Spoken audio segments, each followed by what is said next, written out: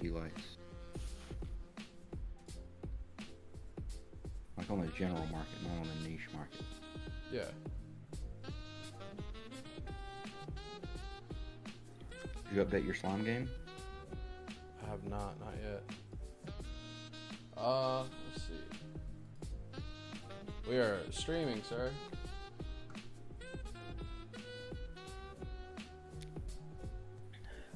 Hey. I can't mute our mics how it is now. So people are just getting lo-fi and they're also getting our microphones. So, don't say anything political or gently racist, I guess. Not that I expect you to do so, but you never know, people change. Well, in terms of black people, is abortion even controversial at that point? I guess not. You made me incredibly nervous for a second. That came out of left field. I was like, he has never leaned into a bit this hard, and he's not racist, so what's going to happen? Alright, so let me Command C, go over to Facebook, create post. Chill, bro. My dad's little floss pick things that you use for your teeth are Kroger brand.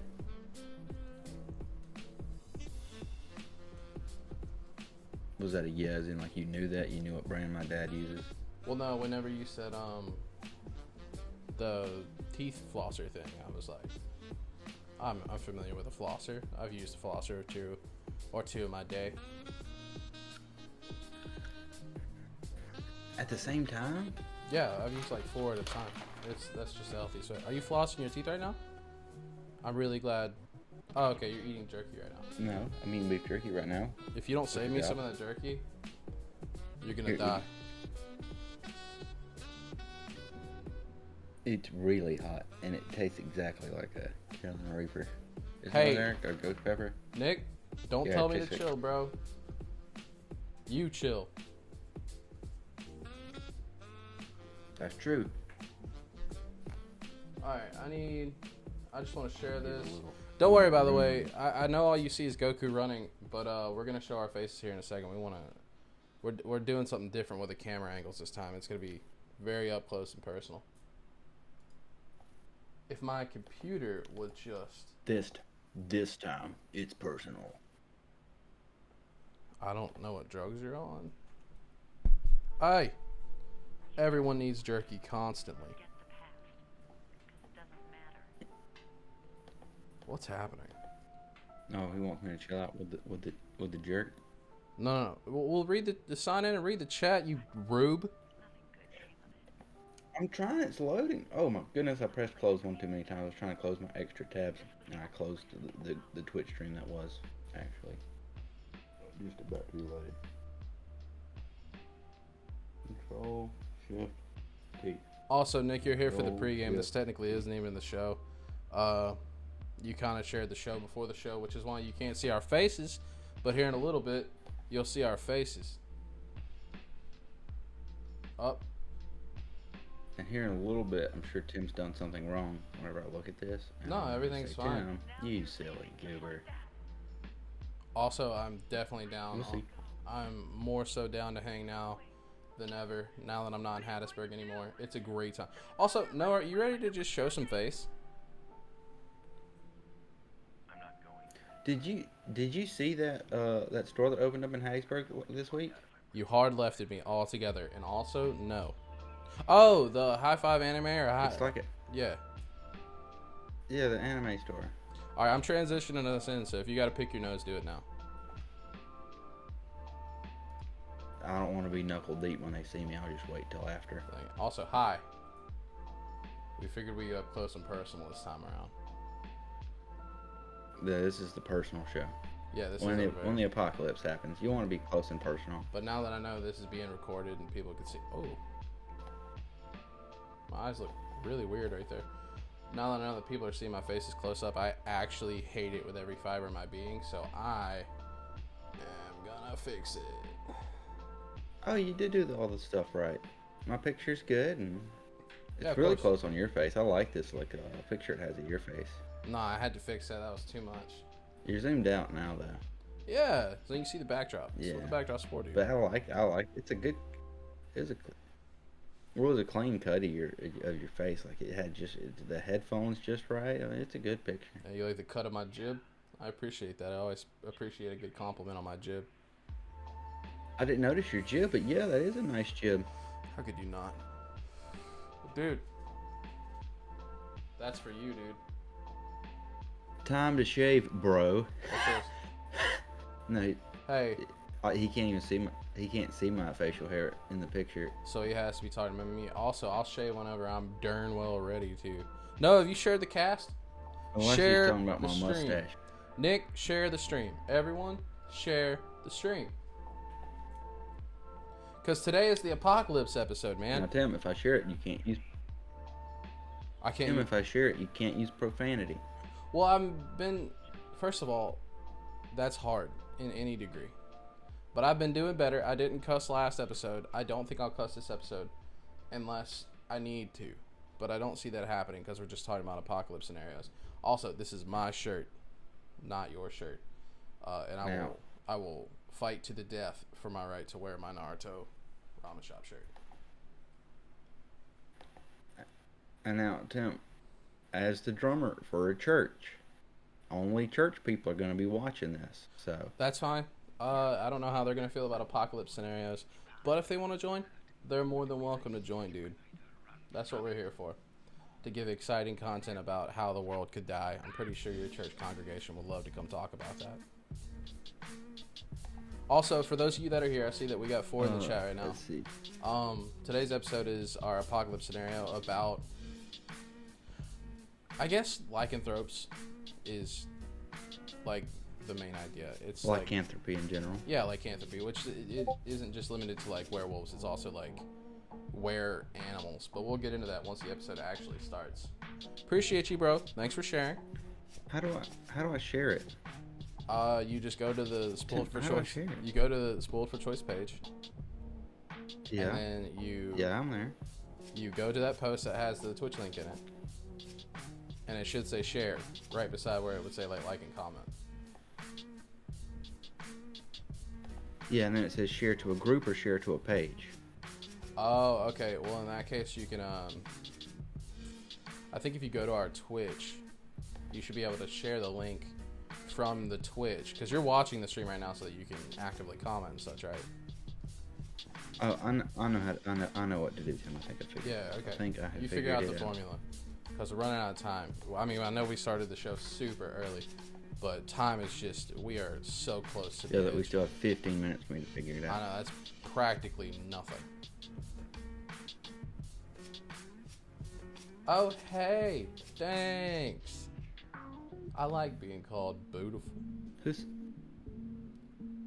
Man. Who said that? Who said that? Barely Ghosted 13. Who? Barely Ghosted 13. A beautiful. A woman. beautiful mint. Okay. It's two things. It says men. If it just said beautiful man, I'd have to call that's just not true. Well, I was pretty ecstatic about the compliment until I realized that it was directed towards you. And Tim, now check my Facebook. Tim, check my Facebook. She put a purple heart by my name. Not like the military one though. Like I don't have the purple heart. Not like you've been shot. I think I would steal that honor. Oh, man. Yeah, I don't want to, be mistakenly given that honor because that is an honor. It's stolen valor, and it makes you. Did you check my Facebook? Yeah, you shared it. Love you too. Okay. See, I'm old. I'm antisocial. Thank you. I didn't. That's not what I said. But I love you. I love you. If that makes you feel safe. I'm not talking to you, nerd. Leave it be. Why is the background music still so hot? Hold on, let me turn this down. I do love a good lo-fi ballad. She said she loves me, and that's because she knows that our love is consensual. She is just mean. And she does play favorites with Noah. She always does. That's why I hate when he comes to my house. Because it's all, the favoritism. Is that why you don't invite me in the door? Yeah, you sleep outside. I feel like, a stepdad or something. I come up to the door and you say, get out of here. It's not your week with the kids. They're my kids now, Tom, okay?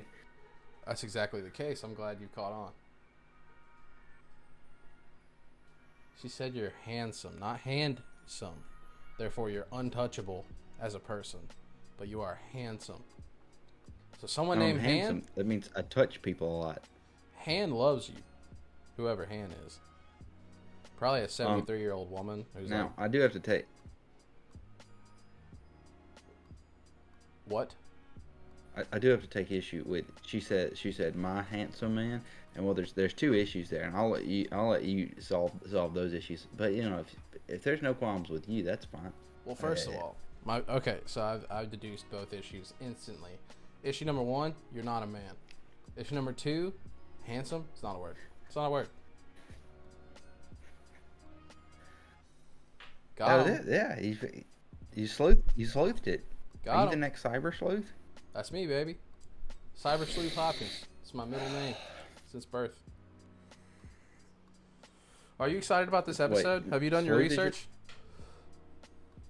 Sleuth is your middle name, and Cyber's your first name, or your name is Timothy Cyber Sleuth Dwayne Hopkins? I'm Timmer Cyber Dwayne Sleuth Hopkins. That was a rough one. Oh, okay. That one kind of...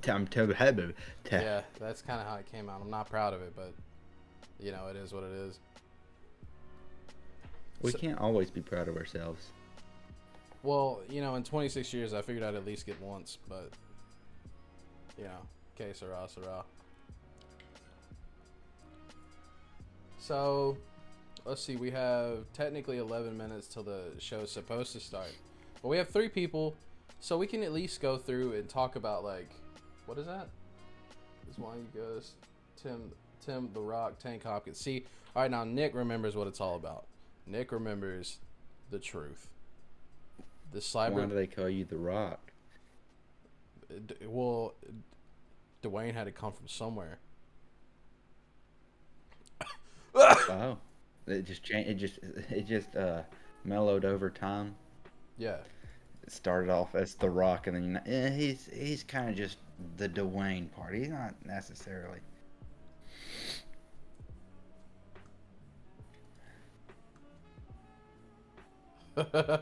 Oh man. I didn't know if you're just staring into my eyes or what was going on there. No. I'm on some whole other stuff right now. I'm building up a gag, and I'm excited to let the joke rain. You'll see. If it rains spaghetti in my house and I have to clean it up, you're done. I mean, I figured you'd be excited. I would love if it rained spaghetti in my home. No, I would love the initial, of course. It's just like when somebody's rolling your house or whatever. There is that initial, oh, that was funny. But then when you have to clean it up, it instantly becomes, oh, this wasn't really much of a prank. This is torture. Okay, so that's why I want to make out with you. First of all, that's what Nick says.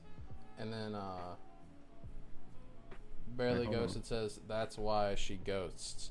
I'm not entirely sure what that means, but we've come a long way since the last bit of context in the conversation. So now, go ahead. Nick's nightmare. When you say I want to make out with Tim, is that in like a friendly way because we're friends? Because no, reverse it. We're good friends. Reverse it. I'm the aggressor. I want to make out with you. You need to be appropriate. Sorry. He wants to make out with me because he is my friend. He is friendly with me. Probably. Or is it some other scenario? Because I don't... Oh, she wasn't even replying to us. We're irrelevant in this conversation. I think she was replying to me. I thought that was the thing I said. No. She said she was dead. No. She says people. So that means the general masses minus us. So like 7 billion people got the response. We are irrelevant. We're just the hosts of the show. We're the apparatus. That's like 7.1999999 billion because we are the two that make it 7.2 billion people on Earth. Okay, So I'm beginning to get more and more tilted as this podcast goes on, and we're not even technically on Showtime right now. So she was. Did you know? She was replying to you first and foremost, and you're all the people Yeah, she that's what I needs, thought. which is very, very strange because there are 3 people in this house right now that are all like pertinent to her life. So she basically just said, "Y'all are unimportant." So like, if I go out of this room with a hatchet and handle my business, it was an enemy-related situation anyway. Because you're all the people. Now, what I'm confused about is she said she was replying to me, and immediately the other response was behind closed door. Yeah, Nick says behind closed, like that door right, that door right there. That's the door with which I Yeah, would but make out with you. is that okay? It is about you making out with me. Yeah, we're back. Not me making out with you. To be clear. No, I'm and the it's not aggressor. about. It's not about me and Barely Ghosted would just they were all each other needs behind closed doors. Please don't come kick this door in and run. I don't want to pay for another door. I don't have the drive to. I don't intend to. My landlord's going to be super frustrated about it. So Why? He's not the door. He's not the door lord. He's the landlord. So well, you could say he works doubles as the doorman as well as a landlord. So he multitasks. He's a busy man. I like door lord because it kind of just sounds like warlord in general. I was trying to figure out why it sounded so smooth, so sweet when I said it. Can you make it short, like Dord? Now it immediately sounds less attractive. You've done it. Hey, you've ruined it. That's my goal, buddy boy. All right, so I'm gonna kick this over to the browser window because we're about to be talking about lycanthropy. So I figure for those who don't know about lycanthropes, we could literally just Google it if we want. What is that over there? You could give a quick Google search. Yes, Noah. Hashtag always Noah. I think I've heard that before somewhere. Who cares? First and foremost, no one cares. Cool. The Bears care. The Care Bears care. I suppose so. All right. So for those of you who don't know about lycanthropes and lycanthropy, I'm gonna kick it over to the browser page. There we go. Don't worry about that. That is some personal research I've been doing. That's where we need to be.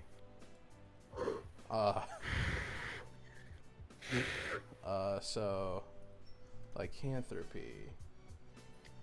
Was that some spicy Google searches you've been doing, Timothy? No, I typed really fast in order to keep that from happening. But it's happening. You know what's going on. All right, so as you can see, lycanthropy from Greek lykos, meaning wolf, and anthropos, meaning man. Wolf man, except it's not just wolves anymore. In this hypothetical apocalypse scenario, it's everything. But it's a mental disorder. It's a mental disorder? Tim, do you suffer from lycanthropy? Hey, man, I feel like it extends outside the brain, personally. Well, I mean, if you were to be truly a lycanthrope. Well, I mean, you're the sociology, psychology, everyology major, so. I feel like that would just be like mythomania or schizophrenia. Like that would be literally the definition of grandeur. If you were to have schizophrenia, you believe you're something that's magical or mystical that you truly aren't. Like kind of like believing you're Napoleon Bonaparte when, well, you're not. How do you get lycanthropy? Oh, that immediately. You get bit by a werewolf. Come on. Your name is Shadow Wolf. Oh. Lycanthrope. They were just explaining it. I thought you were saying that they were the ones that said, "How do you become one?" No. I'm roaming through Google. Okay, so yeah, Shadow Wolf is agreeing with me. It's basically people who suffer from mythomania or schizophrenia. They just believe they are werewolves. Okay. They're not actually werewolves. We're going through the lore of it though, man. Like, hold on. First of all, are we done with Google? Does anyone need me to Google search anything while I'm here? I'll give you a total of 60 seconds to tell me. I liked where you shared the post. You like where I share it? Yeah, I liked. Here, I liked that AJ shared it too. I liked that AJ shared it. Well, that's good. You gotta let them know we appreciate the interaction. Here, I like that I shared. I'm just kidding. I can't. All right, we got 3 minutes till it's time to get into this scenario. So I hope you're ready, because this is gonna be a debate. It's you and me battling it out to the death. There's a dog hair in my mouse sensor, and it's really messing up my flow here. I thought you were gonna say it's a battle. You and me. There's a dog hair in my mouth. No, just mine. It's the start. It's the start. Lycanthropy starts on the tongue. Everybody knows that. First, your tongue turns into a wolf. That would be awesome. Wolf tongue? If the first thing was wolf tongue, do you think that's anything like wolf's bane? No, I would imagine it'd be way more aggressive and a lot harder to get like any source of food into your own body because your tongue's eating all your food for you. That's just my personal belief. Oh, okay. I was like, I don't think that dogs could truly, if they were that small, could truly eat as much as I eat. I mean, have you seen how much I eat? I feel like I could sneak something past the dog in my mouth. Man, I mean, if you just smash a whole quarter pounder in there at once, I promise you, you're gonna get some of that. The dog can only do so much damage, but also, wouldn't the energy of the dog go to me since he's part of it? I mean, then you're getting into like. So, if you're a living creature that eats, you have a digestive system, which raises another point because what comes in must come out, right? Well, I'd go as far as to say that not if I am something that eats, I genuinely am something that eats. I mean, yeah, by nature. Do what? Yeah, by nature you eat jerky like 24/7, 25/8, I'd say. If your parents bought you ghost pepper beef jerky, you would too. I'm telling you, and I know I've already said this, but I'm saying it one more time. If you don't share that with me when I come by, we have problems. Don't use profanity now. Okay. No, I'm doing all right. I'm doing fine. However, blood will be spilled. That is profane. Did you know? But it's not profanity. Speaking of lycanthropy, did you know that there's a species of grass native to Japan that's called blood grass? And it genuinely has a dark red tint on the very edges of it, which looks like somebody's died and there's just blood on the grass. Well, I hope you're right, because I'm Google searching it right now, buddy boy. Japanese. I thought I was going to have to type fast again. Japanese. Oh, they say it's beard hair in your mouth, not dog hair. It is. Because your beard is too long. Japanese bloodgrass for sale. For sale? Oh! Get us some. Isn't that a nice color red, though? I mean, other than that it's blood. Why is it like that? Yo, why is it like that? It more than likely has rhinophyta, or what is it, rhinodendra? I don't know, whatever the word is. I don't care about modern day rappers, dude. The rhinoceros? That's so cool. Yeah, it's kind of like, I think there's a pink variation in Korea. I know there's a red version of grass that's called like Mexican firegrass or something like that. I just like cool different colored grasses. Yo, I want my whole yard. Whenever I have a yard that's actually mine, I want all of it. If I ever have one. I want all of it to have blood grass. Can it survive in America? Yeah, it should. It's grass. Grass is kind of like what is it? What's that Japanese weed? We don't talk about that on this podcast. I can't. What do you think of it? I don't know. Kudzu? Are you talking about kudzu? Yeah, kudzu. Kudzu is a Japanese weed, and because we have similar environments, it actually grows better here in America than it does over there. All right, so I've got another vote towards getting the blood grass, so that's enough confirmation for me to make an executive decision. My property, when I own it, will have blood grass, so stay tuned for that. You could go ahead and buy it, and then have your yard there, blood grass, and then you could harvest it cost? And then you'd have seeds. You hold down the audience. I'm gonna look up the cost. Okay. So just to go through the process, you do have to kill all of your grass or dig it up to do a genuine lawn swapping, because you don't want to kill it, because then it could actually kill the next set of grass that you grow. Is it expensive? You almost threw up, so it might be expensive. I'm glad you caught that. It grows up to 2 feet in height. All grass does, buddy. That's why we cut it. That's tall. Yeah, that's again why we cut it. Okay, so it's ornamental, obviously. But how much does it cost? Those are all things that you did not search, that you do not get permission to search. Oh, he's getting it. He's gonna get some. Well, I'm glad we could use two people that are gonna get it. Glad we could use our podcast to promote people getting like foreign plant life. It's not the plant cast, but it could be. I do love a good plant. That's my minor. Okay, so a container. Oh. How big is a container? It says a container's worth is $24.99. Is that a container of seed, or is that like? Yeah, they're gonna sell it by the seed. It's coming from Japan, probably, or even if it's coming from a nursery or something like that. Grass, they typically wouldn't sell you sprouts. They'd just sell you seeds. Yo, it is low maintenance. It is drought tolerant. I do not need a coupon. Yo, this Are you gonna stuff buy it right now? No, I don't have a yard right now. Are you gonna buy it right now? Yes, you're gonna buy it right now. I've already bought it. It's on the way. It's in my backyard now. I've already dug up all the grass I got. I've already filled it in with soft, loamy soil. I don't have a backyard, and you know that. All right, so enough about grass. We got to get into today's topic, the apocalypse and lycanthropy, okay? All right, Tim, run people down on what the kind of what the scenario was last time. Okay, so we didn't want to get into the political aspects of COVID, but when there's low-hanging fruit, you take it. So we're going to use COVID. Don't get offended. We're not saying anything for or against COVID. We're just using the whole the vaccinations are going to turn people into robots. We're using that to our advantage here. So we're not saying it is. We're not saying it isn't. Everyone calm down. But basically, in this scenario, the COVID vaccination, it awakens something because we found out it does make something that's not supposed to move. And what that turns out to be is basically any animal you've ever been bitten by and has put its DNA in you via that bite. So if you've ever been bitten by a dog or your pet goldfish, you now have remnants of its DNA in you. And the vaccination... Well, now, Tim, hold on. So here's an important thing to clarify. To go ahead and clarify. Suppose you were bitten by your goldfish and your dog. What do you suppose would be the effects of having more than one DNA type? Oh. Is it a BOFA or is it a... Okay.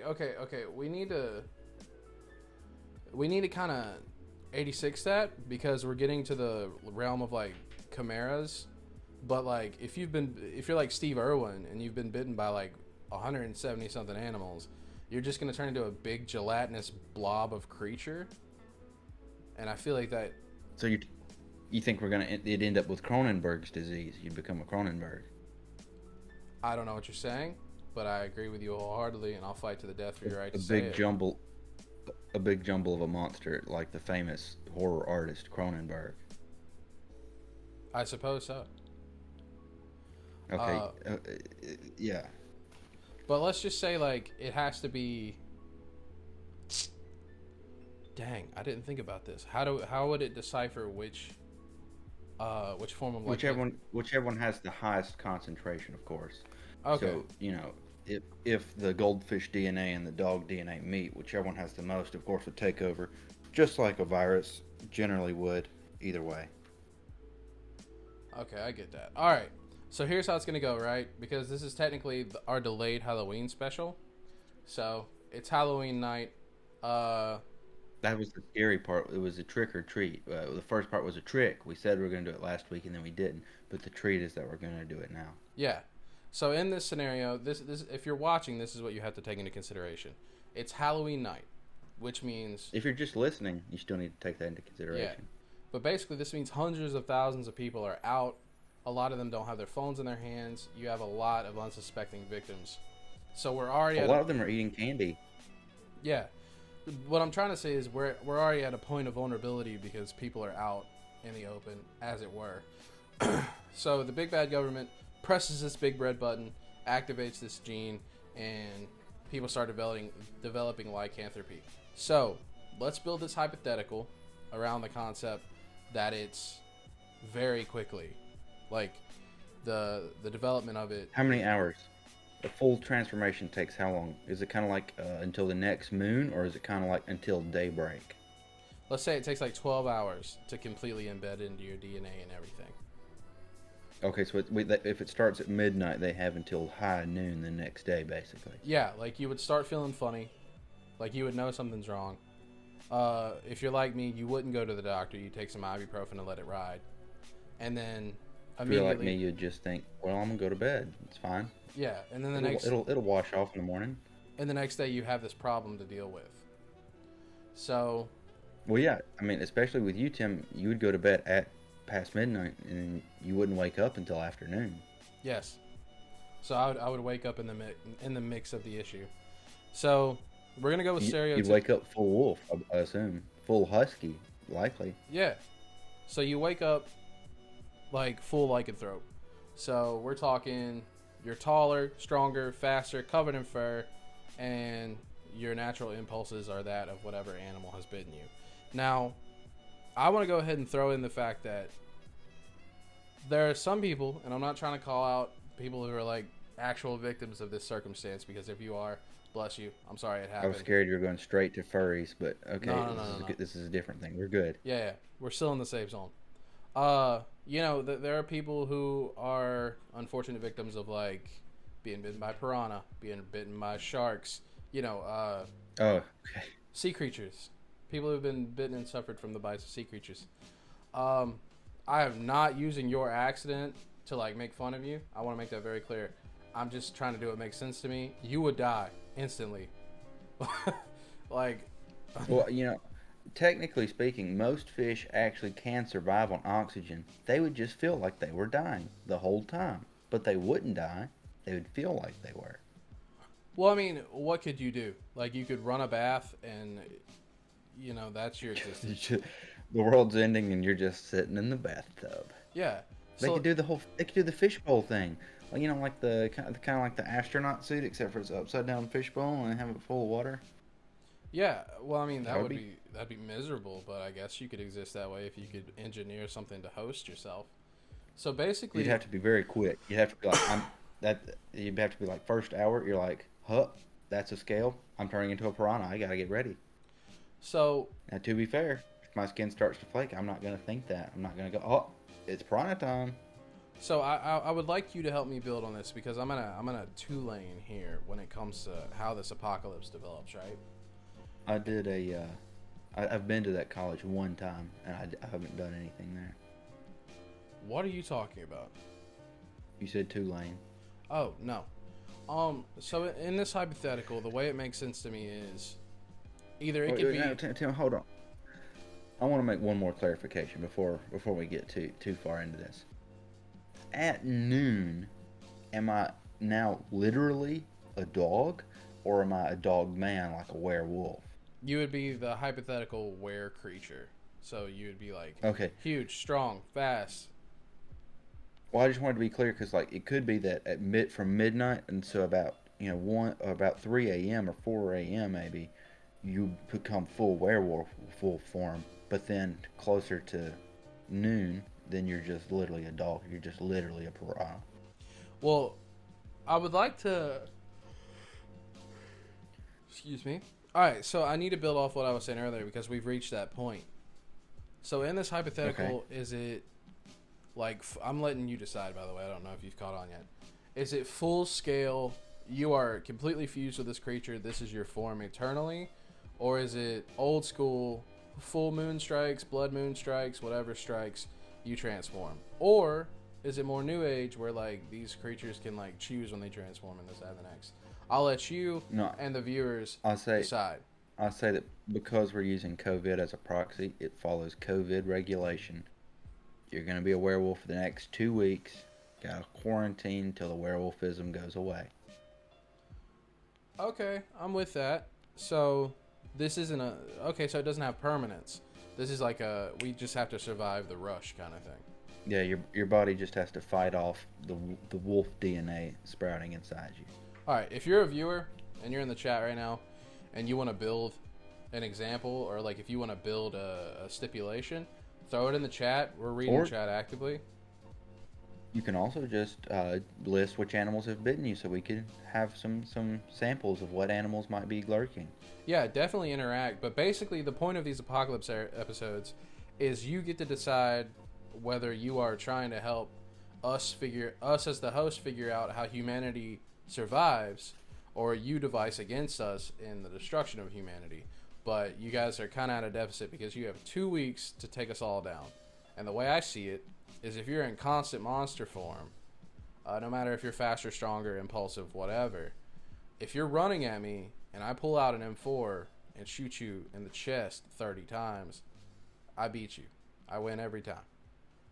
Now, Tim, well, that brings into question, does everyone get affected? How many people get actually affected, would you think?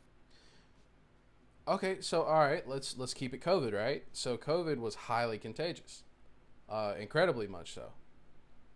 So let's say of 100 people that get bit or scratched or whatever, make contact with these lycanthropes, let's say 90 to 95% you have a change rate. So like every person has a 90 to 95%. So it's almost like a zombie scenario. If contact is made, you're basically done. Yeah, it's very close to a zombie scenario, except you have like more consciousness. You're just driven by impulses, and you're faster and stronger than your average bear. It's getting transmitted. Oh, hold on, we have a chat. So our way of transmission right now is through contact with the bloodstream. So if you get slobbered on in an orifice, you get cut, you get bitten. Well, and now to clarify, Tim, initially it spread airborne, just like coronavirus, and it binds with any animal DNA that's in your system. After that, if you're not initially infected, then you have to be bitten, because then that would transfer the DNA as well as the virus. Yeah, but we actually have some research to do, because we have to consider what percentage of people will already be infected via, dog bites, cat bites, just interactions with pets gone awry. Well, what's going to be really interesting is there actually is going to be a handful of people that have been bitten by, bears or tigers or things like that. Because, it does actually happen, especially people that work in zoos, or people that, that have been hiking or whatever and had contact with a bear. Being bitten by a shark is going to be really cool for those few minutes before you start feeling like you're choking for the next 2 weeks. Yeah.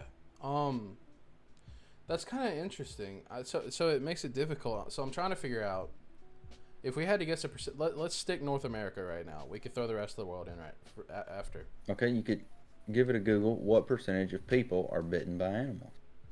See if that pulls us a number up. Okay. You hold it down while I'm typing this. So now here's a thought. You can answer if it's capable in your mind.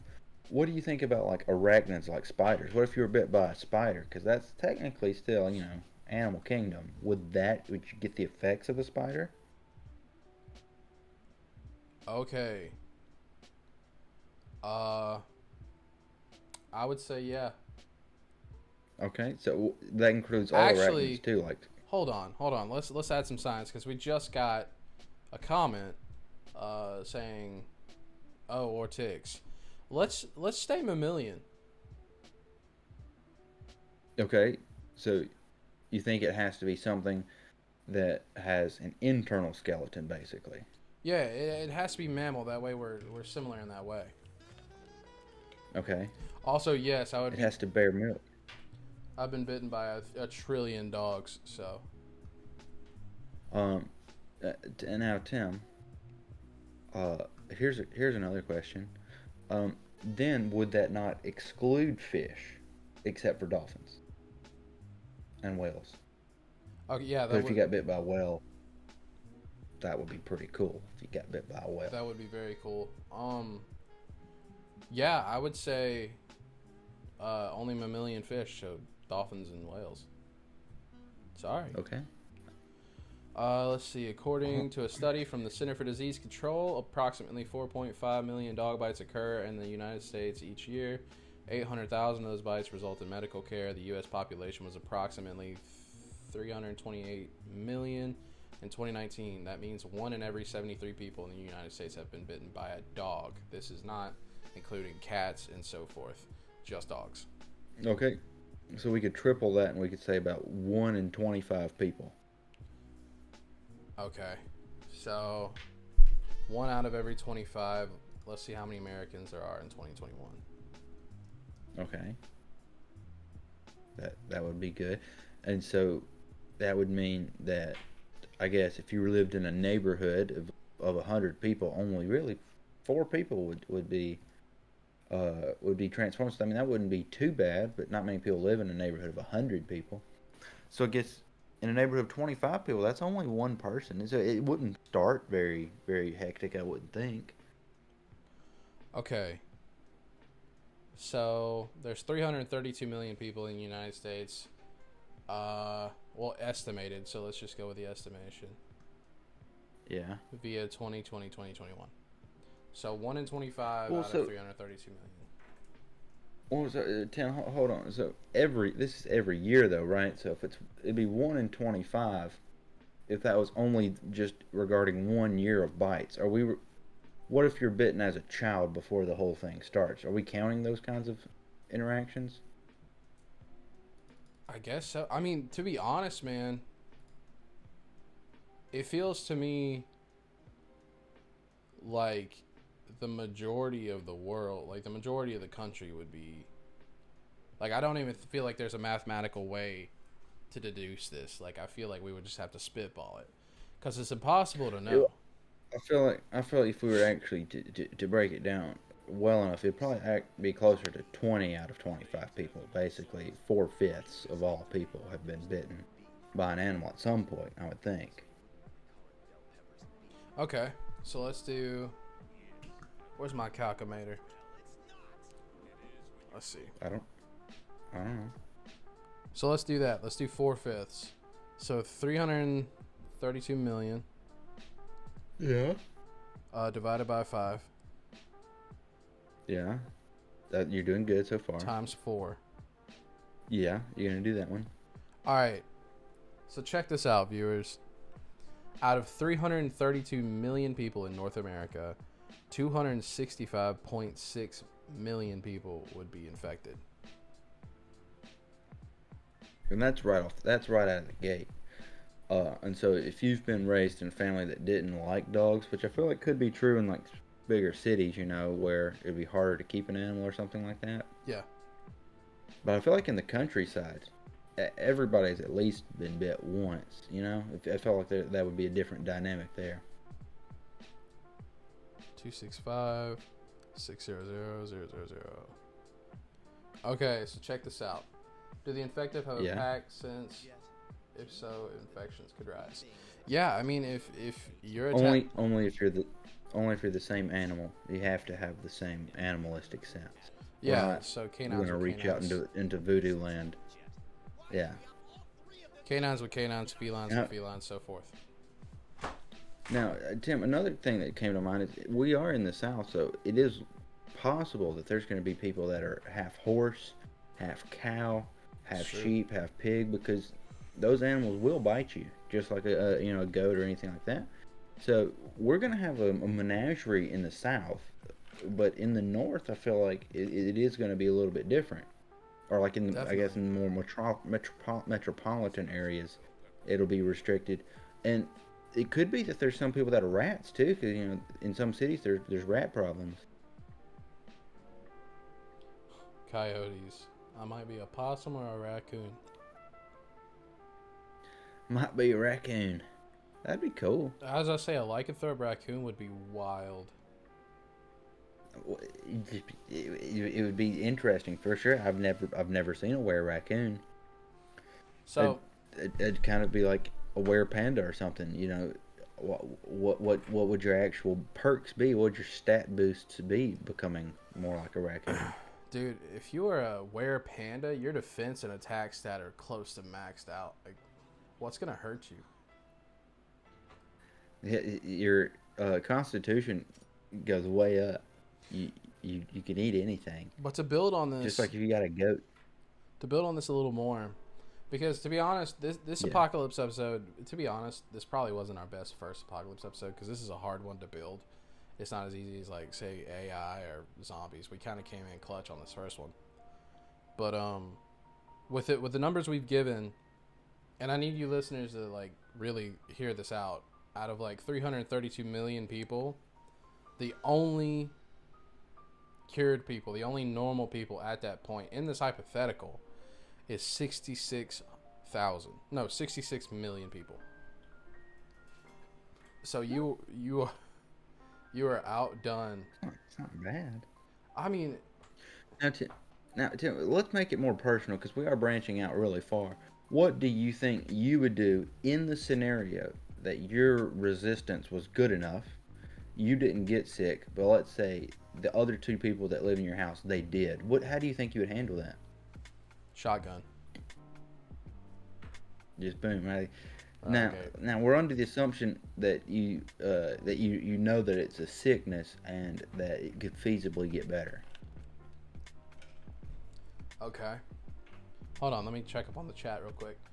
Rats are Okay. smart. Yeah, rats are pretty smart. They can flatten themselves, which is insane, but it's true. Yeah, anything that's big enough for their head bone, basically, they can Yeah. fit through. And then, yeah, they have a really good durability when it comes to like not breaking bones.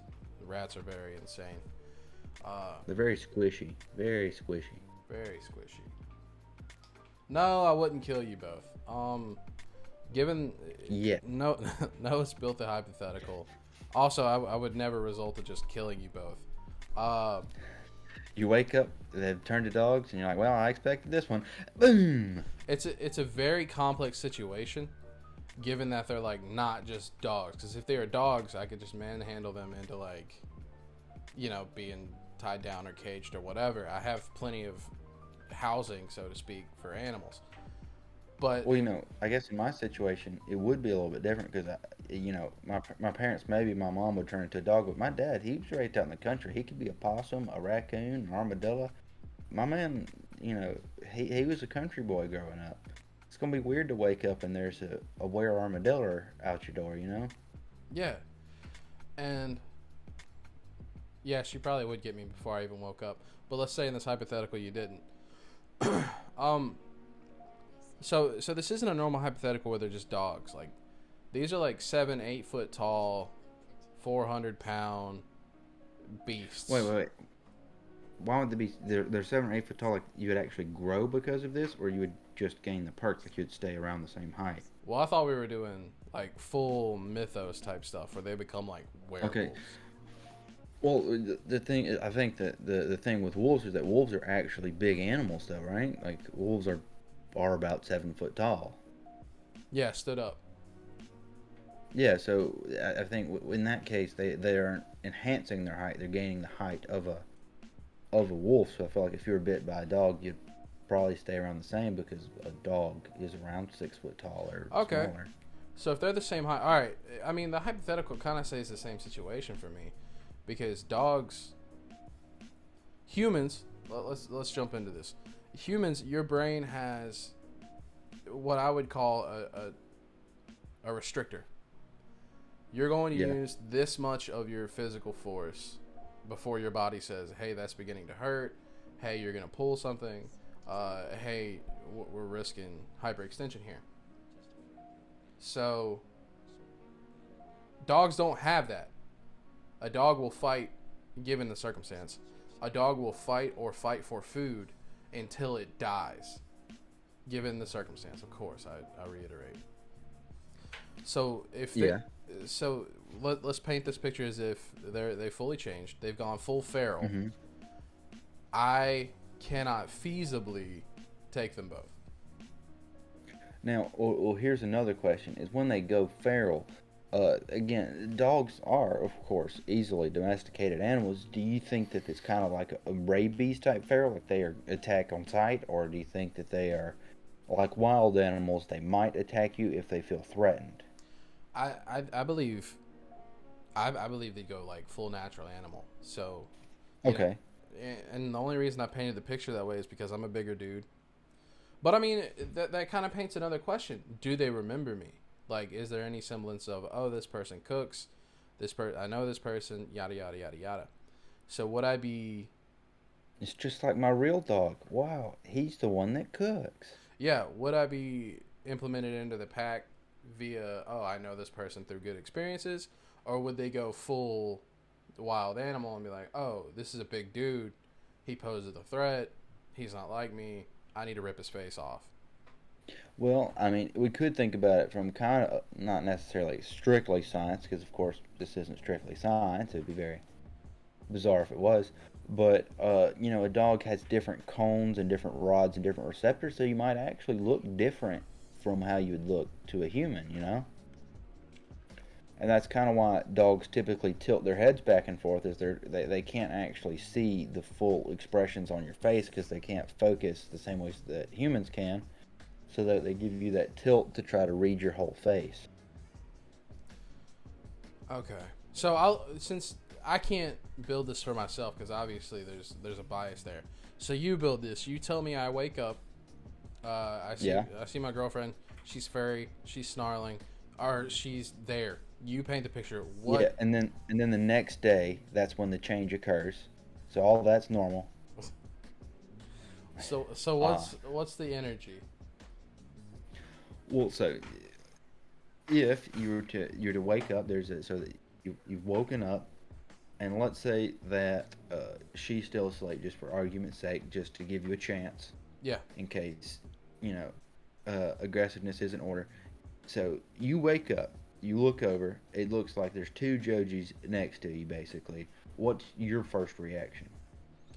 You don't know anything else. You just see that there's a big mass of fur, basically. Okay. Okay, yeah, that actually helps paint the picture. First of all, I am not touching that creature. I know that. I know myself well enough to know that. Well, you're one of them. Jay is also one, but he's not.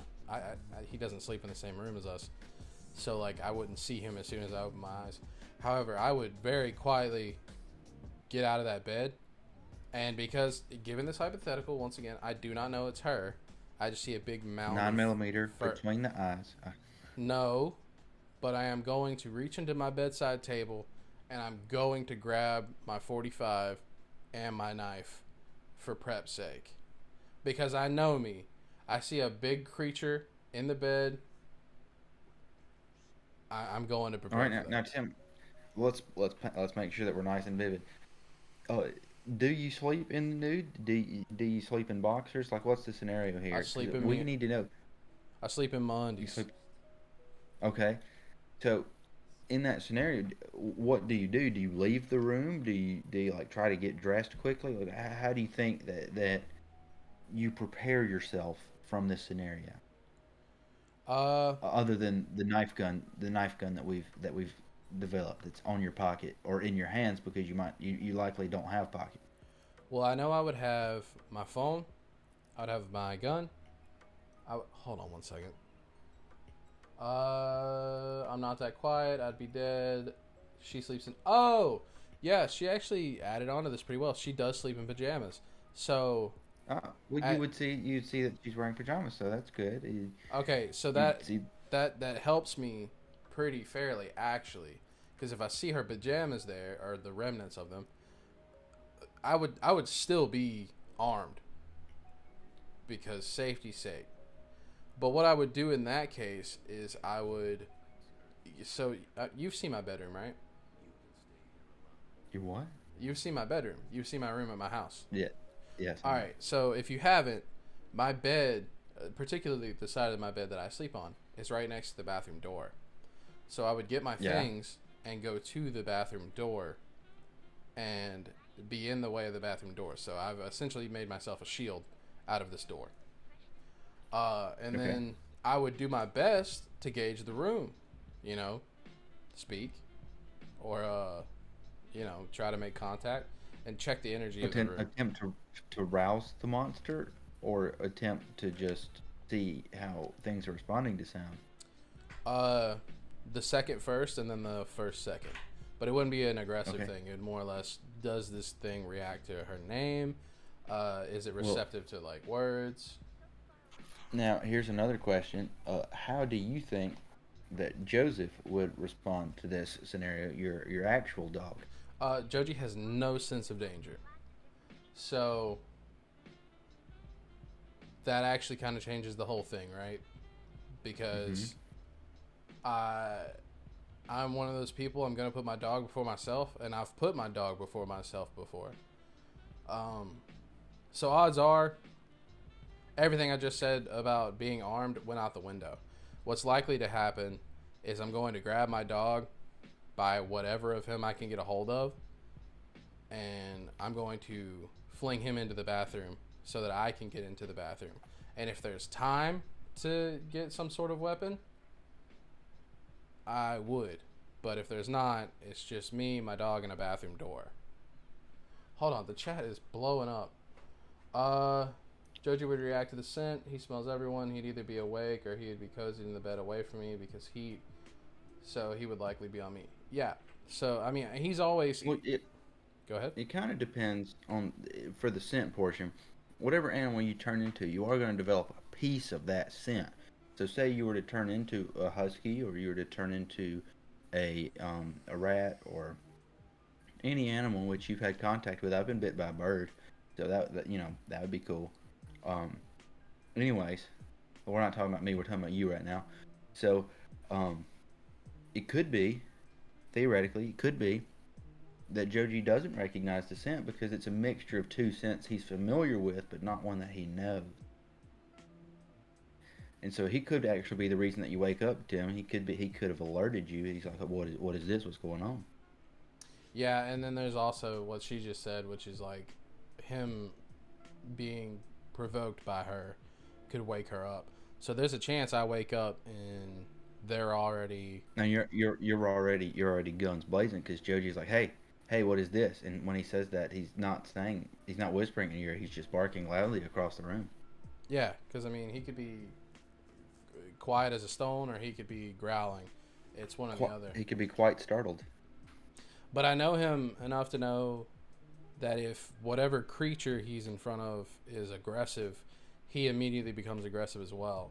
I don't like that I got to experience that possum in that way, but I know he is very receptive to anger in an aggressive way. Mm-hmm. So it's kind of a coin toss. It could be either a very tame interaction where I get the chance to save myself and gauge the situation, or I get woken up in a complete storm of chaos, and I have to think on the fly.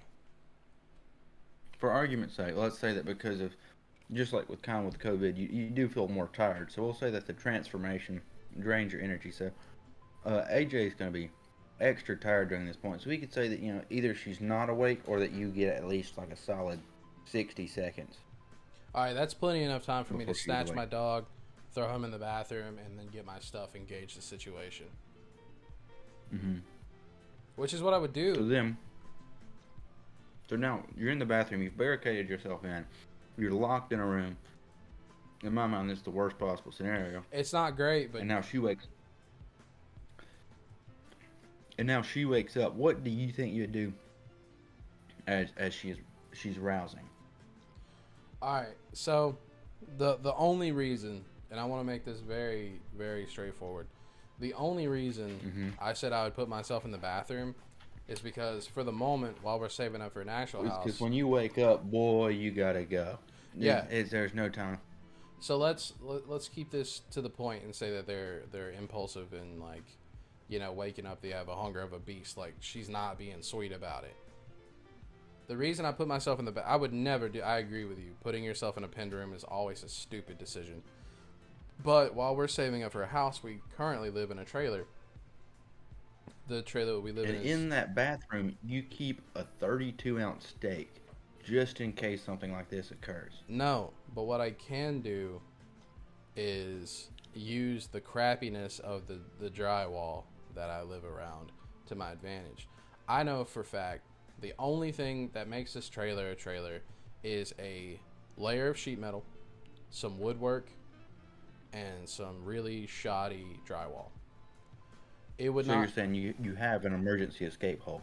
Yeah, it would take me 3 to 5. I mean, if I'm going full force, it'd take me 3 to 5 minutes to tear my way out. I don't know if the door is going to hold that long, and if it comes down to my survival, which I don't know if it would in this hypothetical, but if it did, I still have my 45 and my knife in hand. But hopefully, Yeah, so you would shoot your girl. Borderline, but the bottom line is you would shoot your girlfriend. I mean, truthfully, you know, she's one of the few people that obviously being my girlfriend, I hold an emotional bond to her. So if I can... That you would cry when you shot them, but if you would shoot them. The chat says, careful now. To be honest, you know, if she's just her size, I know it would be a scuffle, but I would probably be reckless and try to, like, wrestle her down. So you think you'd try to choke hold her until she passes out or something? I mean, if it's possible. I mean, I would have to see her stood up and see what she could do. Like, to be honest, that door is my telltale sign. Like, if I start blowing through the wall and then she just Kool-Aid Mans through the door, I'm not fighting that. Like, I don't stand a chance fighting that. And I've got to think about myself and my dog, and I need, like, at least another 3 minutes. When I'm considering my girlfriend, myself, and my dog, well, first I have to consider myself and my dog. Well, she's a ravenous beast. So, I mean, if it... Yes, but we're talking about this scenario. Well, if she's like a dog and, like, she can get through that door, but she's having to, like, scratch and bite at it, I can wrestle that. I will wrestle that. Well, that is not a problem. I'm not to insult your girlfriend at all, but she is fairly small, so I don't think she could, just gun down a door. Just like I don't think that necessarily Joji could gun down a door his first try. Nah. Well, I mean, he did a lot of damage to some drywall and a door a while back. Yeah, I feel like he could get through it. I'm not doubting that he could. I just don't think it'd be like his first shoulder charge or whatever. No. It took him like an hour, but he destroyed that door. She's kicked the door off its hinges by accident. Well, you have to think. You're thinking like an animal. You're not thinking, oh, if I kick the door. Yeah, I don't think you could do a roundhouse kick as a dog person. As a savage beast. She's gonna fight for it though, man. She's gonna go for it. I know I'd be a smart werewolf. Shut up. I'd use all of my mental aptitude. I wouldn't use it as a person, but as a wolf, I would definitely make the most of it. So I mean, it comes down to that. Hold on. If you had some werewolf energy, I think I might actually be able to do some damage. Yeah, no, I don't think we're questioning if you could get through the door. It probably would be like doing a solid rail of cocaine or something like that. You would probably feel like $1 million. Yeah, like there's no question that you could get through the door. It's just a matter of, in my eyes, did you just explode through that door, or do you still look fightable? Because a grown man can kick through a door, but I would fight a grown man. But a grown man's not going to explode a door into splinters. That's a whole nother equation. Basically, what this comes down to is, do you look fightable? And do you look survivable is the main thing. Because I also had to take into effect, the second she goes feral, there's another were creature in the house. I'm going to hear the very brisk pitter-patter of aggressive footsteps, and now I have 2 issues to deal with. Yeah. Now, let's continue this, and let's say, while you're up, she's taking her time, and you feel like you have a little bit of time to consider things, right? And you're on the internet, and you look up what's going on, and you see that it is feasible that it would go away within 2 weeks. What's your first thoughts and reaction? Okay. All right. So, guys, they're in the chat. They're going off. They are determined to get this door down. So, this is what we're going to do, right? Let's say you are going through that door, but he did say I have 60 seconds before the first creature woke up. So, let's give me... And, of course, your first option is to check your phone. Yeah, let's give me that 60 seconds. I only need like 20 or 30 of those to get prepared and get my dog in the bathroom. Let's say, for the heat of the moment, I have time before you guys come in to disintegrate that door. I'll give you the door. I've seen animals do crazy shit to doors when adrenaline's in there. I know what you're talking about. I sympathize. But our goal here, as me and Noah, is trying to give humanity a chance. So you guys are doing great because your job is to destroy humanity. That's your goal here, is to destroy humanity. So keep doing what you're doing. But I'm going to give myself this 60 seconds. I have my stuff. I'm in the bathroom. I start hearing the grumbling. I start hearing the stuff going off, and I check my phone. First thing, Facebook. Yeah, first thing, Google search. So I see what's going on, and I see that it's curable. And I've now confirmed that it's not Grandma Wolf. It is you guys. But I am in an incredible amount of danger. Like, yes. Like I am not the apex predator in the house anymore. There are savage animals in the house. I don't know that your other roommate has been bitten by Joji specifically, so it could be that this is a completely different animal we're looking at. Jay, what's the biggest mammal you've ever been bitten by?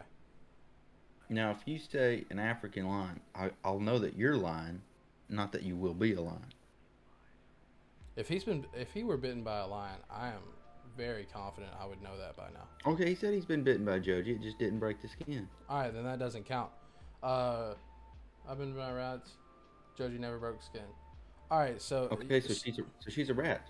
At this time she's a rat. She'd be a cat, which is a whole another situation. Okay, you think the cat has put more DNA forth? Yeah, I would imagine. Well, I feel like she's just been bit by a rat several times, not just once, and maybe the cat was once. But I mean, you know better than I do. We actively have cats who are d-bags. So let's say she's a cat. I mean, wild cats are probably some of the most unpredictable forces in nature. They are literally death machines. Like they're built to kill things bigger than them, smaller than them. Yeah, like they are offensive creatures. They're not like dogs, where dogs will take time to consider the situation. They attack first thing. They are, but and it also makes Joji less likely to appeal to the AJ scent, because now there's a large cat, and so Joji would probably feel more threatened. Joji does act way different with the cats than he does dogs. I will agree to that for sure. Also, Jay, whenever you can, let us know what the biggest mammal you've ever been bitten by is, so I can tell what kind of situation I'm going with. Okay, so you've never had a big mammal draw blood from you? Also, he does get jealous of cats, but you guys are asleep, so he probably is sniffing all over you. But okay, see, maybe now he bites you in your sleep. Now we've reached a problem, right? Yeah. Because now, hold on, Border Collie never. Okay, so Jay's Jay. He's just a dude. But cats are very defensive. And also they don't like to be disturbed. So I imagine if Joji's. Oh, hold on. We might have two cats in the house. Oh God, we have two cats in the house. That's awful. Yeah, you've got. It's you and your puppy versus all the cats in the world. So, I guess it comes down to does Joji's antagonizing make the cat creature attack Joji? Because that's gonna elicit a totally different response, a way less logical response.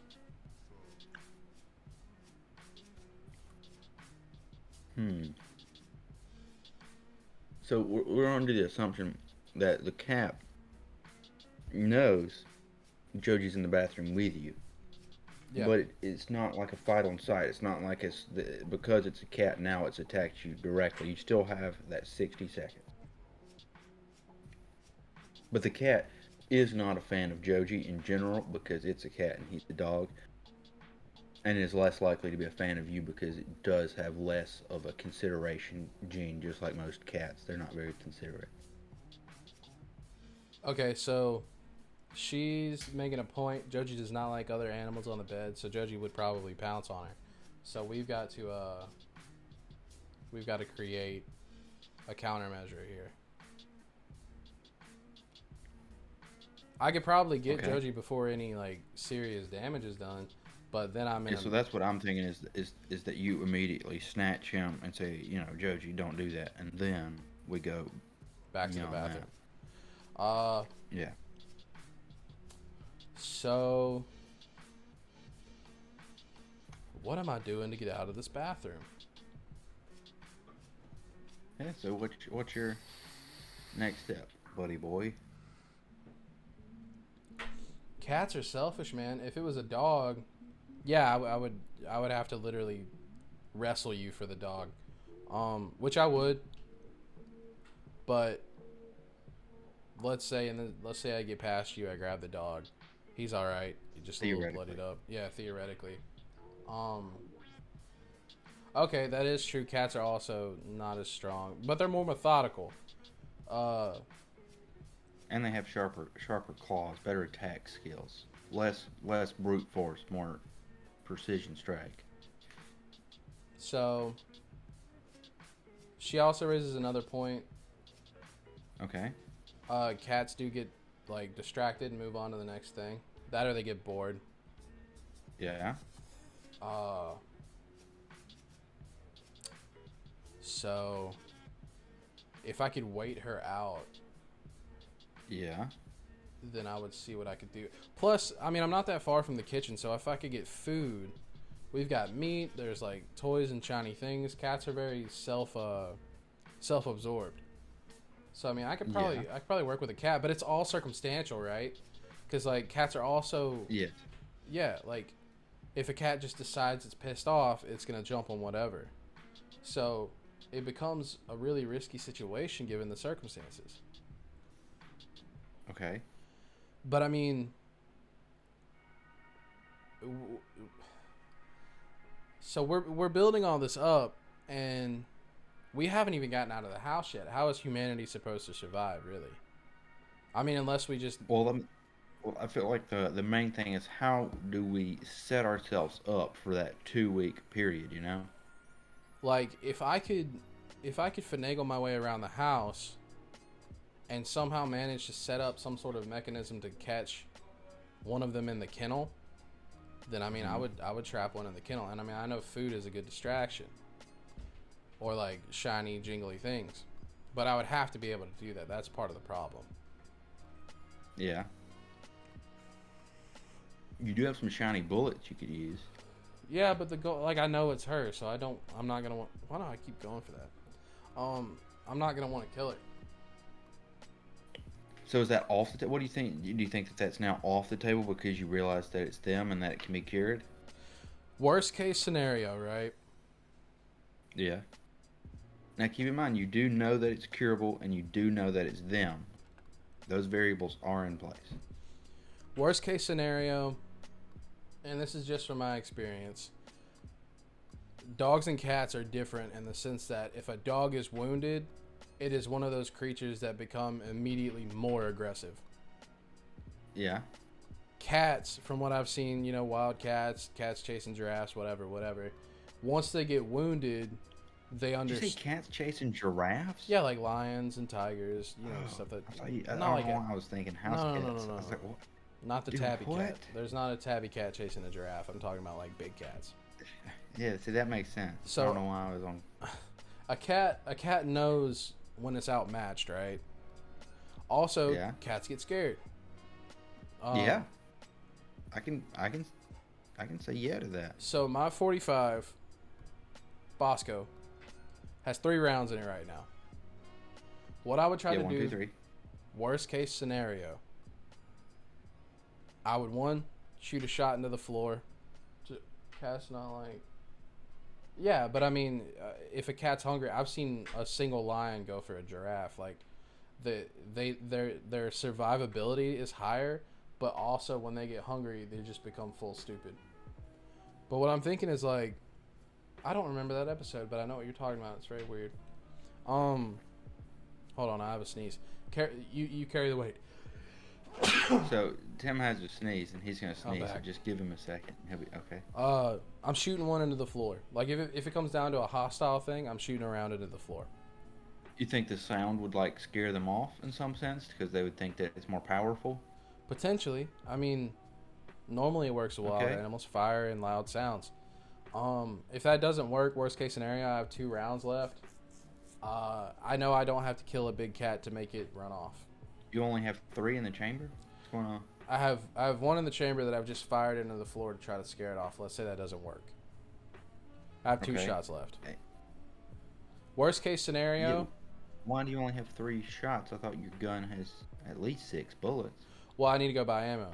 So I'm trying to be. Oh, I'm trying. This is realistic. I literally only have 3 bullets in my gun. Yeah. I'm trying to be true to life. I mean, I'm gonna put 1 in her leg. Really, like worst case scenario, I'll put 1 in her leg. That's even if she's being docile. 1 in her leg, just to be sure. Yeah, just standing there, I'll put 1 in the leg. But then I have another cat to worry about, because cats are also curious. So I literally have 1 shot left. I have to hope that the round I put into AJ's leg sent her off, and then I have a whole nother cat to deal with. So yeah, what I'm likely to do is use the gun and the loudness and the bullet to the leg to get to the kitchen if possible. Push the glass off my glass table so that I can use the legs as some sort of like shield type of deal. And get out of my house if I can. Yeah, I would suggest that you get out of the house. But fighting my way out of the house has been the problem this whole time. But so now you're saying that you wouldn't go through like the wall. You're thinking you might be able to go through the house? With a dog, no. Dogs are way more tenacious. Okay, so you're still definitely going straight out the wall. Well, no, they're cats. So, I mean, I have a chance to use fear, size, and sound to my advantage. Okay. But, I mean, I'm still going to get a look at it and see what my situation is. If the situation... Like, a normal-sized cat can do a lot of damage to a person. So, a human-sized cat... I can concur. I've seen the Discovery Channel. Yeah, a human-sized cat has potential to do a catastrophic amount of damage. Yeah, good one. Catastrophic. Got it. But I just remembered, I have a back door as well, right beside my bedroom door. So I can get me and Joji out of the house fairly easy if I could just get her away from the bedroom. Yeah, if you could just slide through that. Well, now, do you sleep with the bedroom door closed? Because that is going to be an thing. Can she open the door to get out of the bedroom? Even if she were to be scared. The bedroom is typically closed. Especially like when we go to bed at night. So what do you think the gunshot then does in that scenario? Do you think she like tries to hide underneath something? What do you think happens there? I mean, it's once again it's a 50-50 on that one because it's just loud sound. So she's either gonna bounce out of the room into somewhere safer or she's gonna go for me. But odds are she's gonna bounce out of the room. I have to lean on that. So we're leaning on that idea? Okay. Yeah. So let's change gears a little bit. Now, we know how your situation starts, and we can go ahead and assess. What do you think your odds of all 3 of you surviving? Sorry, the last half of your sentence cut out. Try again. What do you think the odds of you and all other parties involved surviving are at this point? At this point, 60 to 70%. Okay, so you're fairly confident. Yeah, I mean, realistically, there's no way of knowing, but I feel like with a little bit of level-headedness, you could probably pull something off. Okay. So now we're gonna build a similar scenario is what I'm hoping to do. What if? Are you ready? Mm-hmm. In my scenario, which we're going to go through now, is that everyone in my family, I'm sure, has been bit at some point. But let's say that there's a chance that you actually do maintain your consciousness or whatever, right? Yeah. So go through with me what you think that would be like. What do you think the difference is, or build the scenario for me, what you think that would be like. If they maintain their consciousness. If theoretically, like, you're not sure Uh, yeah, I mean, obviously, I wouldn't know, even if it happened to me.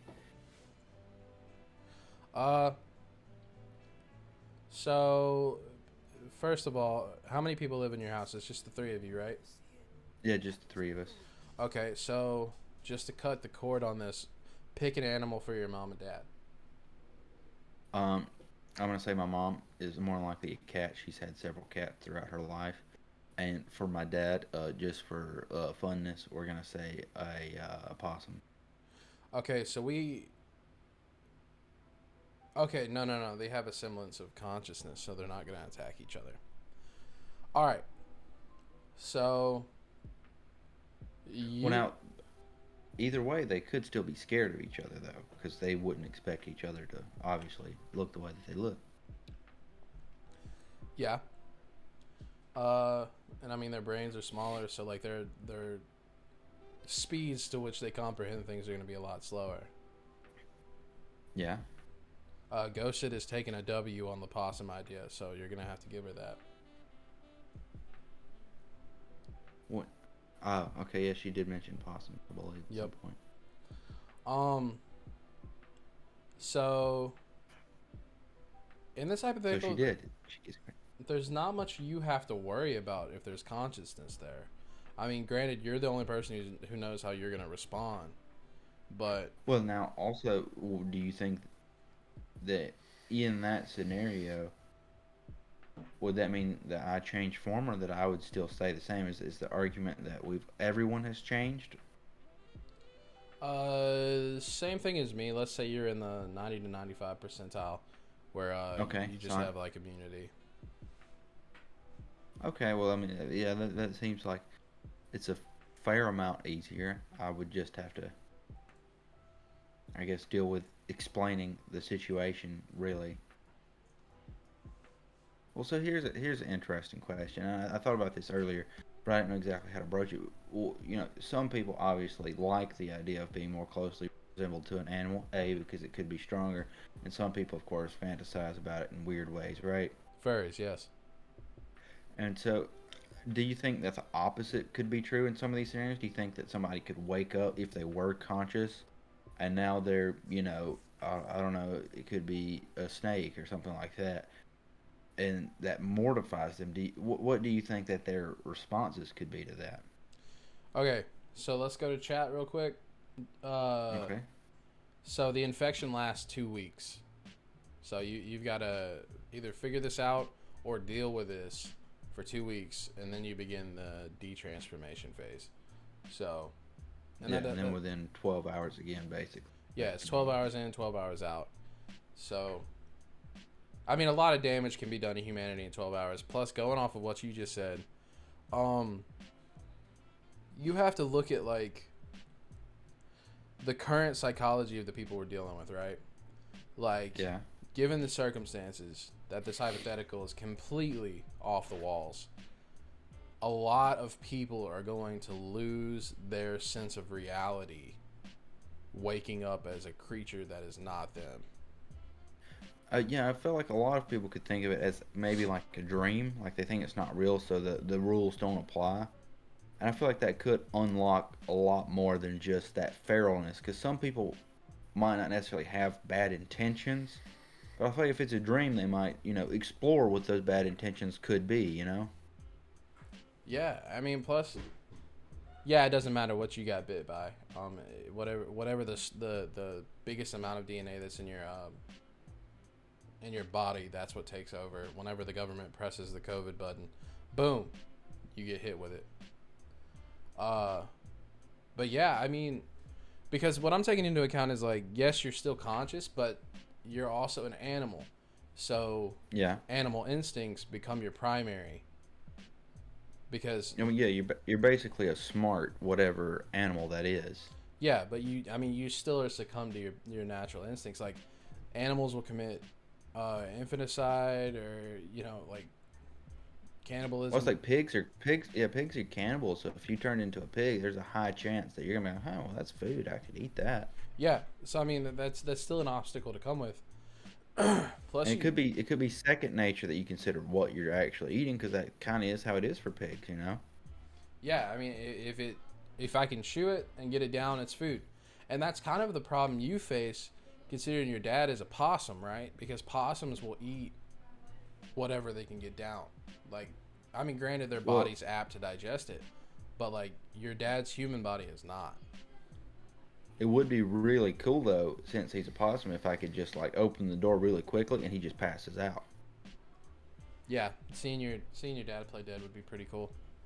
Not gonna lie. Yeah, the only issue then, of course, would be the status of my mom. Yes. Which could,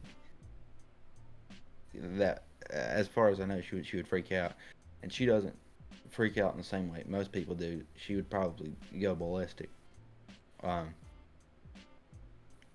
So a lot of it seems to me like, so I'm becoming increasingly biased towards humanity being able to survive this. Yeah. Which means when we do our next apocalypse scenario at the end of the month, which we should discuss at the end of this episode, but we're not there yet.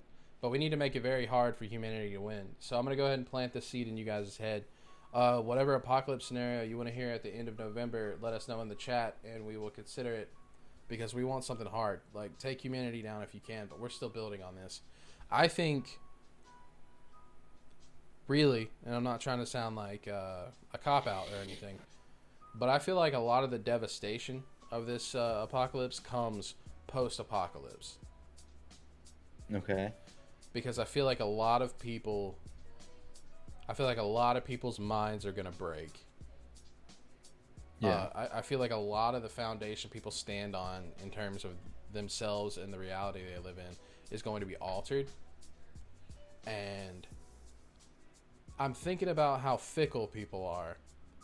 And there's going to be someone on the inside who got vaccinated and got transformed, and they're going to be mad about it, and they're going to whistle blow, which means we're going to know the government did this to us, and there's any circumstance like that, there's hell to pay. So yeah, that's why I say a lot of this is going to come in post, because people are going to die. Like, I hate to sound dark. People are going to die. People are going to eat their own family. People are going to get themselves killed, or, unfortunately off themselves, be it by accident or intentional.